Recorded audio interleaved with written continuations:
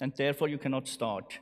And that affects every application that has references to such types. So, for example, in Eclipse, we have that case. That means 371 and before will not run. So you will have to do something there. You will have to go in and you will have to add to your Eclipse INI, you will have to add a flag called add modules, 2 dashes, and then you give the module where the missing type is in. So in this case, it's a Java, I think WS annotations module, and then it would work.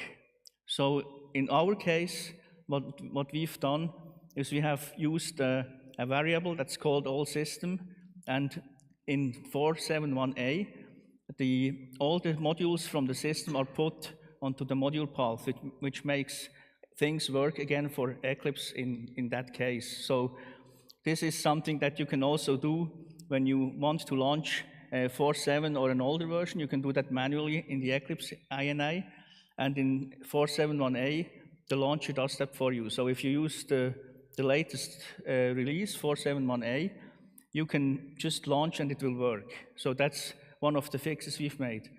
The other fix we've made in the launcher is that if you have that argument on the INI or command line and you go back to Java 8, it will not fail. Because otherwise, if you don't have that flag in the launcher, when you have an unrecognized command line argument in a VM, it just fails. So that's why we had to adjust the launcher.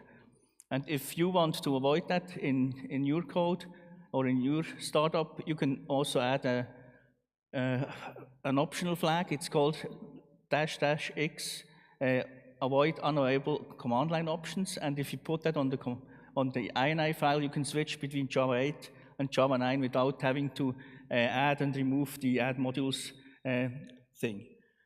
Now, when we would look at the console, which is not here now, unfortunately, you would see some stuff written out, some warnings. And these warnings tell you that there were some access to code that is not public. So, for example, all the com.sun classes, they are not public, and in the module system, they are locked down, they are not exported. So this means when you start this thing and there is a reference to such a class, it will give you a warning, a one-time warning, telling you what you have to do and how you can enable more warnings. Because those of you who were in the talk last year,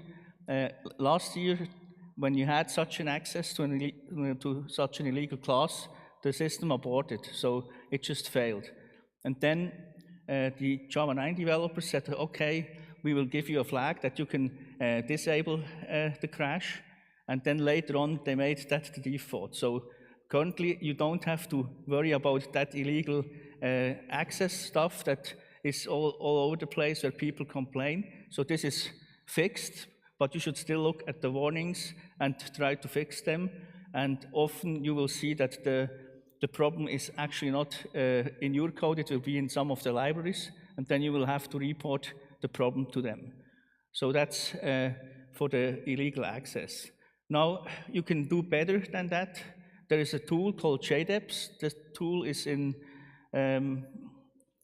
that tool is in Java 8 already available, and with JDEPS internal, you can actually scan your code, your jars, and your folders, whether that code references such illegal classes, and then the tool also gives you alternatives that you can use where you can actually fix your code and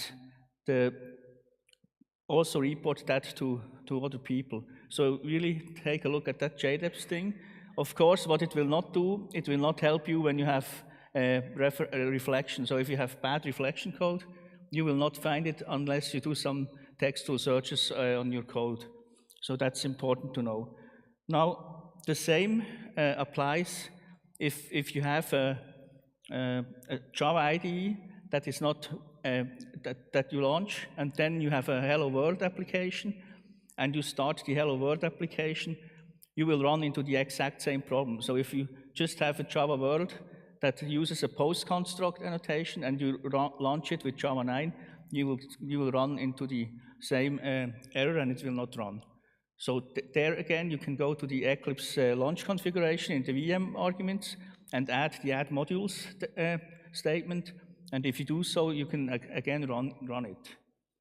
So that's for actually launching with Java 9. So just to repeat, everyone is affected by this. When the system, for example, automatically updates to Java 9 and maybe you have bought an application that now runs with Java 9 and this application might crash. So then you have to go and find out what is missing, and you have to find the module, and you'll have to add it to the module path. So are there any questions so far? No? Okay, then we go over to what's new in Java 9. So the first part that's new is called mining Project Coin. Project Coin was done in Java 7. It added a lot of little language constructs, improvements, and there were some little issues that they detected later could be improved. So one is the save var args that you can put on methods, and so far it was just allowed, they thought, to methods that cannot be changed. So it was final, constructors, and static methods. And later, obviously, they realized private methods have the same shape, so it's also allowed on private methods now. Then the second one is if you have interface and you can now have default methods. Often you would like to have share an implementation that you have in the default method.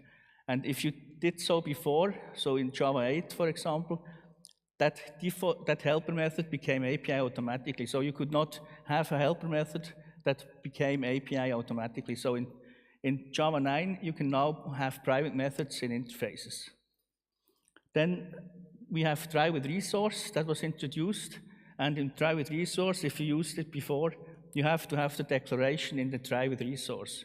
And now with Java 9, you can also use final and effectively final variables. So you don't have to actually put it in there. So you can actually pass variables or local parameters to the try with resource.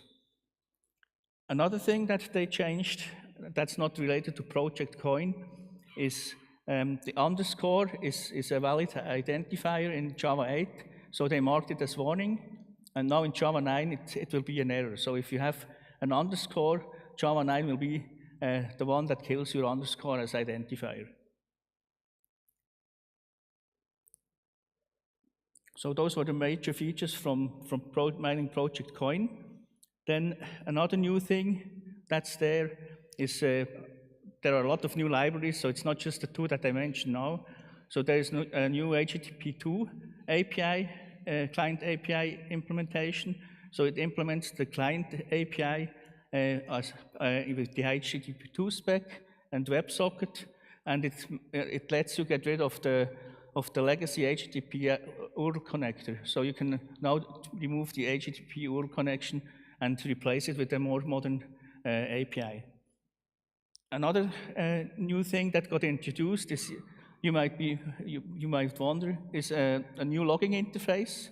So we have tons of logging APIs and frameworks already, and with Java 9 there comes another one. And this is basically used by the platform classes, but it can be used by any client. And it's really a small API that has a service interface, and that service interface can be implemented by clients, and then they can hook in their own logging implementation. And if there's no implementation provided, there will be an implementation from Java util, logging will be taken automatically for you. So this is the logging API. But as said, you have to look at what's there. There are a lot of new stuff, a lot of new APIs and libraries that are outside of the scope of this talk. Now, for the next feature, that's the biggest feature that's coming with Java 9. That feature started in 2005, actually, with the JSR 277, and that was called Modularity. So the idea was to bring a module system to Java, and they had really great ideas. So they wanted to have versioning They wanted to have a specification for a repository and all those fancy ideas, and that died. Then a year later, there was an idea to take OSGI, because OSGI was already quite mature at this time, and then make it work together with Java. That failed as well. So the next step that was tried is they wanted to extend the Java language with a new concept called super packages, and that died as well. So many attempts. Then in 2008, Jigsaw was born. They started with the idea of putting it into Java 7 or 8, and that fell asleep. It didn't die, so that one came back. And in 2014, this came back, and it now finally landed in Java 9 2 weeks ago. So we have a module system now in Java. Now, what does this mean, except for the breakage that I mentioned before? So one thing is, as I said, the modularized JDK.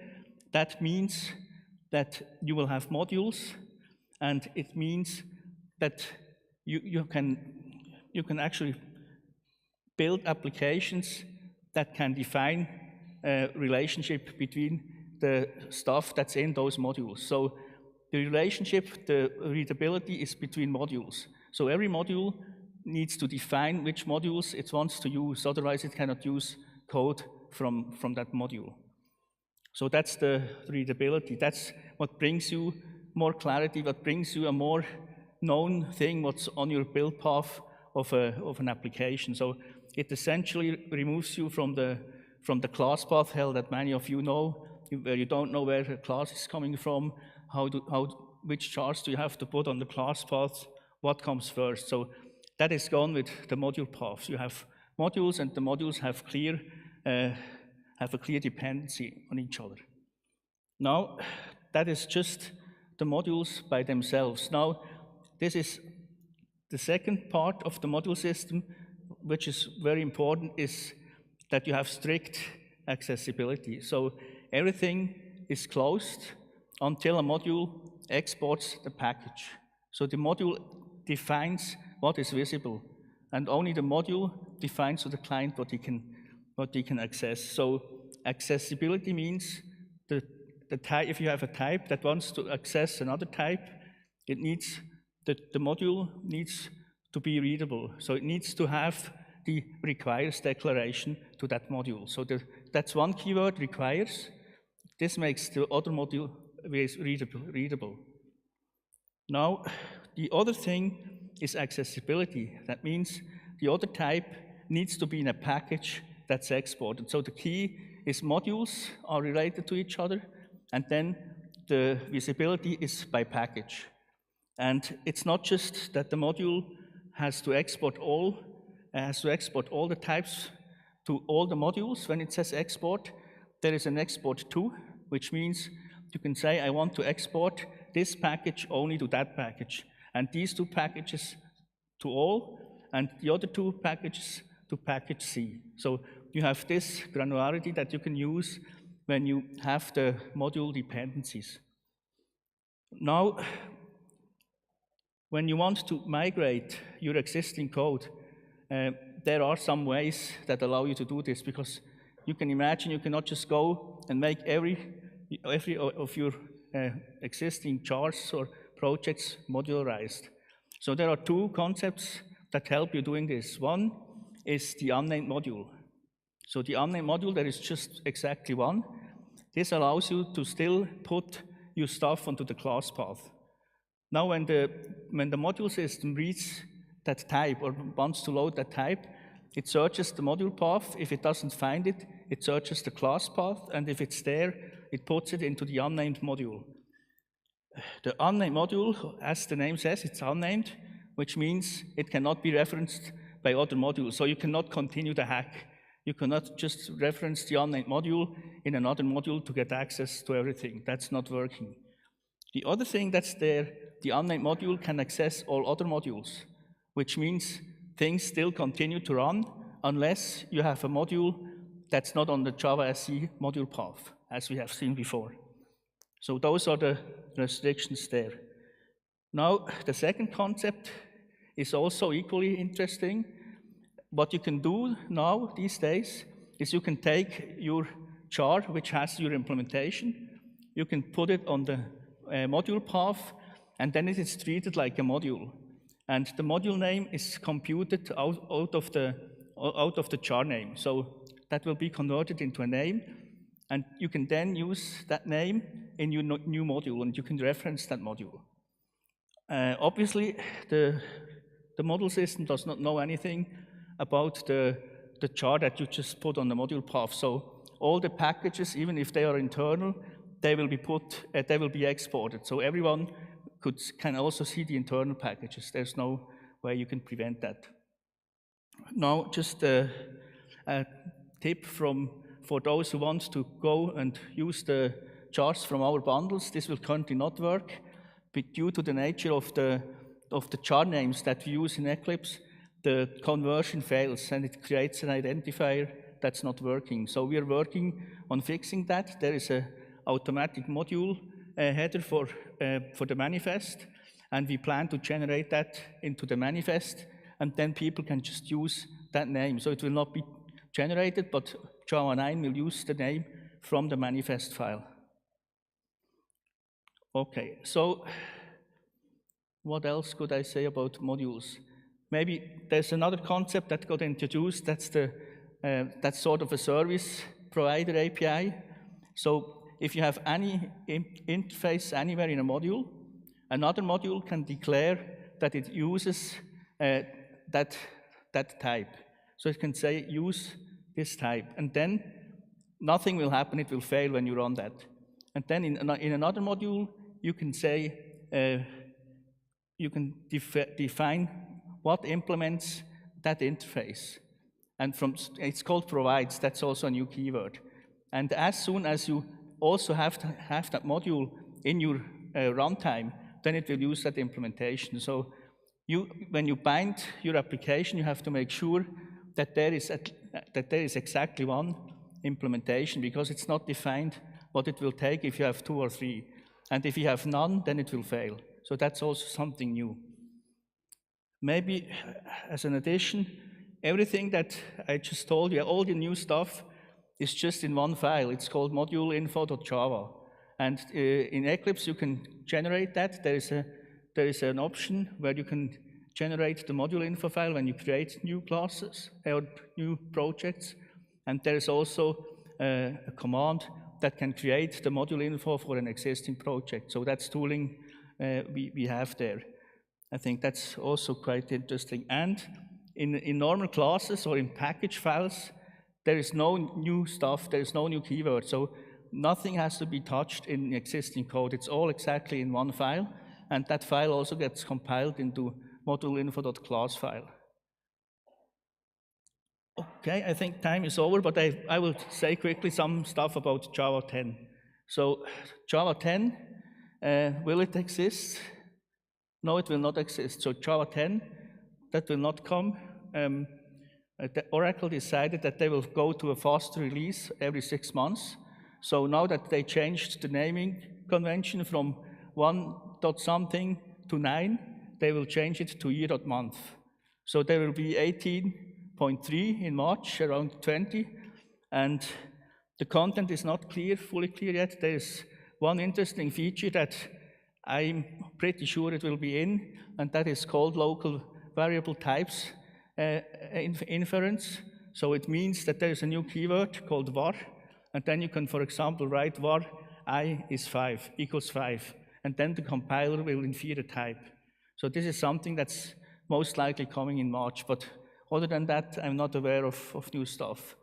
And for those that are big companies and that want to have a stable world, they still have long-term support releases. So starting in September, that release will have support for 3 years, and then the next year. But the March release is not something that you will get support or updates to.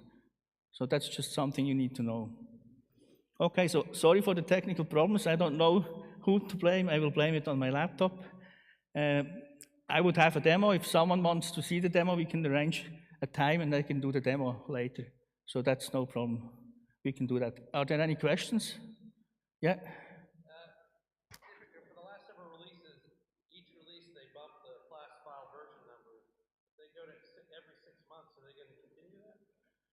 You have to bump it, right?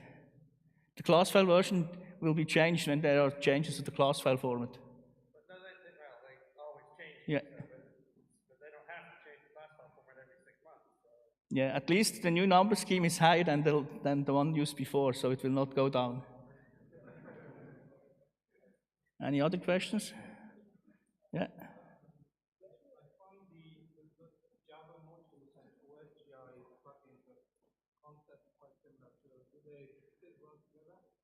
Well, as I said, they tried before. And what you can do, I mean, most of the stuff, most of the meta information is the same or similar. It just uses different keywords or headers.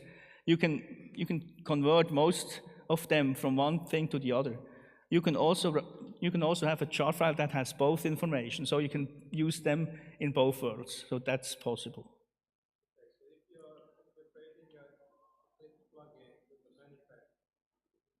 Yeah, you can have the manifest and the module info file, and they don't interfere with each other. Oh. Yeah.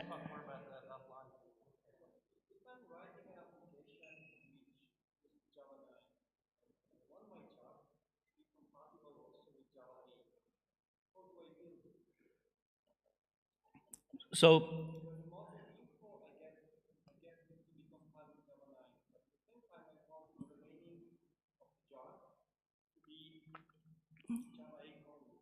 yeah, that's not that much a problem, because if you use it for Java 8, the only thing that you have to make sure is that you don't use language constructs, right? That's one thing. And the good news is there are no keywords that are used, or new keywords that are used for the module system in your source code, in your normal source code. It's just in the module info file, which will not be looked at in Java 8.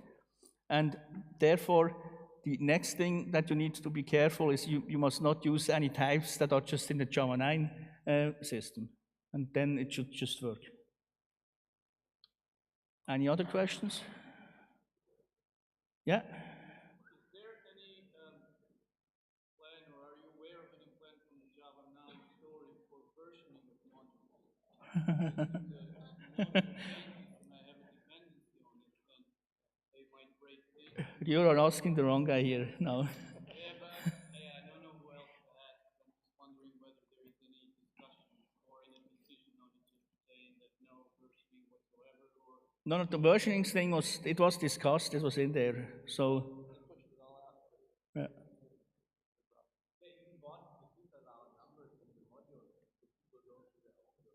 Yeah. Yeah, but it was there at the beginning of Jigsaw, and I think it was just too complex. It can well come back in a later release. So everything is possible there, I think. Any other questions? Okay. Thanks.